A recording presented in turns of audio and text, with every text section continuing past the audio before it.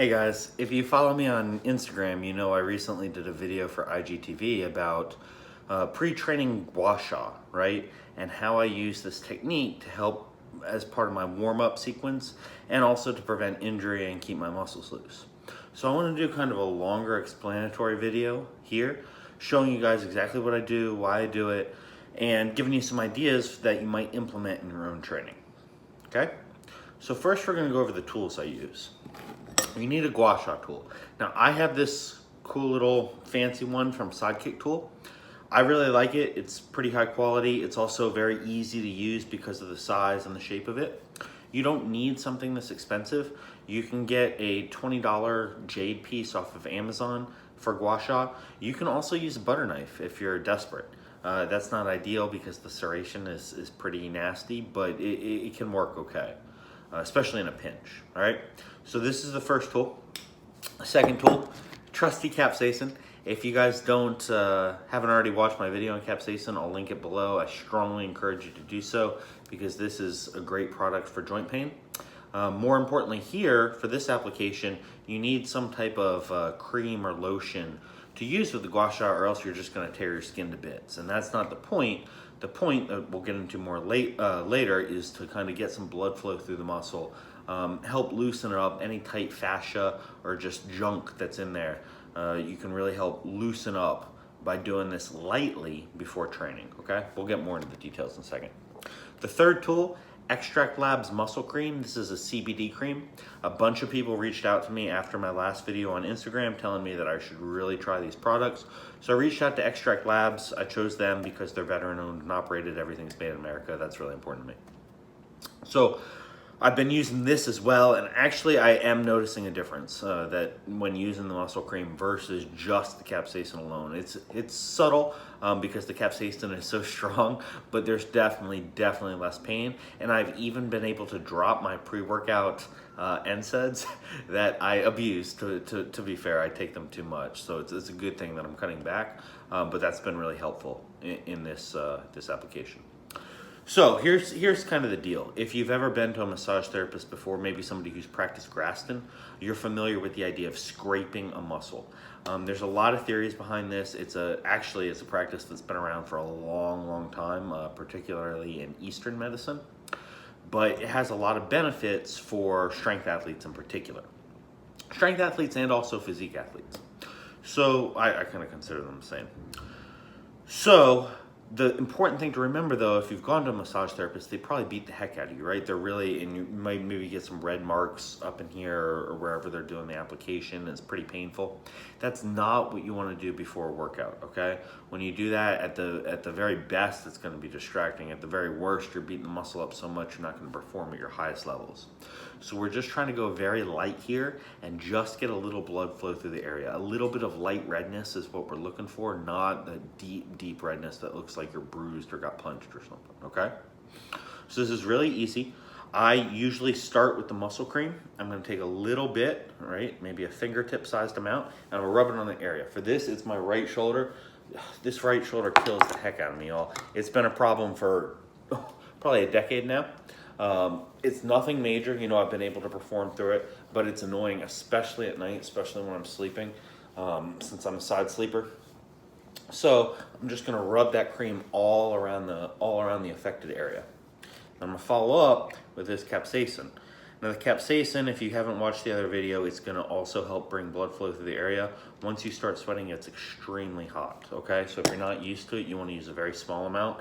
I am used to it, I'm still just gonna use about a fingertip amount. And I'm gonna go over the same area. This time I'm really gonna only go over the area that hurts. Especially you get up in this armpit region, because you sweat so much there, it should be really uncomfortable. But I also want to make sure I hit my lat and my rotator cuff when we get into the stretching, so I'm going to cover that whole area. All right, then I grab my Sidekick tool. The big reason I like this tool, after you put on that cream, your hand's all greasy. This thing has a little texture to it so that your grip's not slipping. All you're going to do, you want to scrape away from the joint, okay? And you're just going to go in one direction, and you're gonna scrape away from the joint, just nice and gentle. Yeah, check that shit out. That's how tight I am. And you can see I'm developing a little bit of redness already, right? That's not gonna hang around. It'll go away, you know, in maybe 10, 15 minutes. But it's showing that at least I'm doing something, right? And I'm gonna try and get the whole muscle. Again, this is where the sidekick tool is a lot nicer than a butter knife, because I can kind of scrape right around that rear delt area, over the top of the joint. I can get my lat, see that? Real up in those connections, because especially when you're dealing with shoulders, you've got a lot of different stuff that's coming together. So we take this area right here in particular, you've got your pec, your front delt, and your bicep all meeting up. So there's a lot of junk, a lot of stuff that can go wrong there, and you want to make sure you kind of address it all. You'll notice I sometimes get lazy and go in both directions. You really only want to scrape away from the joint, but in my experience, it just doesn't make a huge difference in that regard. I'm focusing on this side. I am going to get the other side in a minute. I like to balance it out. I don't like to ever leave myself feeling lopsided, but I won't spend quite as much time on the other shoulder since I don't really have any symptoms there. And honestly, you don't have to give it long. Just a couple minutes, just until it feels like it's loosened up, and you should be good to go. Now you can do this on any body part, right? So if you have trouble with your elbow, right, you're gonna get your forearm, your bicep, and your tricep. The important thing, right, I'm gonna scrape away from the joint.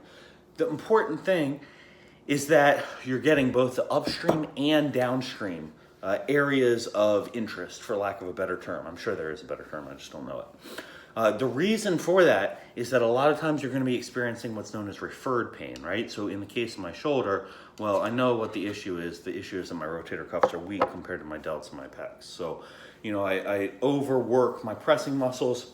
My rotator cuff can't quite keep up with them. That refers pain to the front and side of my shoulder, even though the issue is more all up and even further back around there, right? And that can be the case with anything, right?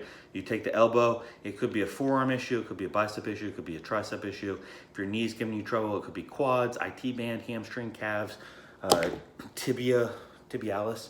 All those different things could play in. Now, if you know the particular culprit, the underlying cause of your symptoms, well, then you can just target that one. But because that can be very tricky, especially if you don't have a doctor or physical therapist that you work with regularly and is really familiar with strength athletes, then it can be difficult to tell what's really going on, and it's not going to hurt you to just do everything. It just takes another couple minutes or two. Okay? I hope this was helpful to you. I tried to keep it pretty brief, but the thing is, it's a pretty simple concept, okay? So really all you're doing is scraping a little bit, getting a little blood flow through the area. You can think of it very similar to foam rolling, all right? There are no real rules. There are some best practices, which I try to go over in this video, but as long as you're doing it and you feel like it's helping, it's probably something worth sticking with. And because all you need is some liniment you can get from the grocery store and a butter knife to at least get started, it's a really simple and low investment way to try and increase your attention to prehab and rehab. Hope this was helpful for you. If you want any of the products I've been using, I will link to them in the description below. I don't want to shill to y'all. You do not need these products, but I do find them useful. I do really believe in them. Till next time, make sure you think strong and train hard.